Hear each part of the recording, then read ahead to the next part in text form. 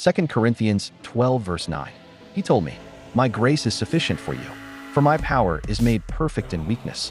This powerful verse, spoken by Jesus to the Apostle Paul, reveals a foundational truth of the Christian faith. God's grace is not only enough, it is strongest when we are weakest.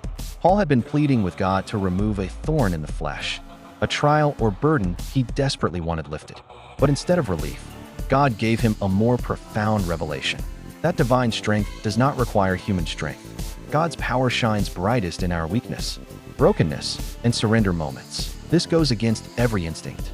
We want to feel strong, capable, and in control, but God wants us to rely on Him, not ourselves.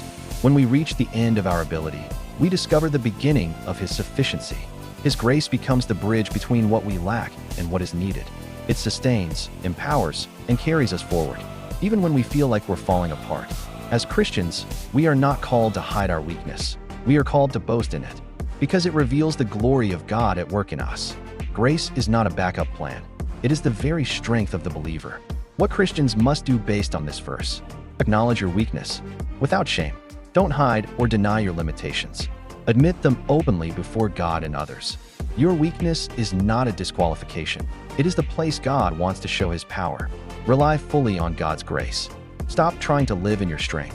Invite God's grace into every moment, especially the hard ones. Remember, His grace doesn't just forgive, it empowers. Stop striving for perfection. You don't have to be flawless to be faithful. Let go of performance and embrace dependence on Christ. Spiritual maturity means deeper reliance, not greater self-sufficiency. Let God use your brokenness.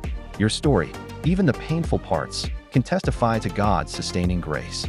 Be willing to be vulnerable so others can see Christ through your trials. Give God glory through your struggles. When you experience success or endurance, point the glory back to God. Make it clear that His grace, not your strength, carried you through. Grace isn't just for your salvation, it's for your daily survival. In your weakest hour, you are not abandoned. You are a vessel for divine strength. So do not be discouraged by your limitations. Instead, let them lead you to the one whose power is perfected in them. Rest in His grace, live in His strength, and let your life be a living testimony that God's grace is sufficient. But He said, "My grace is sufficient for you, for my power is made perfect in weakness."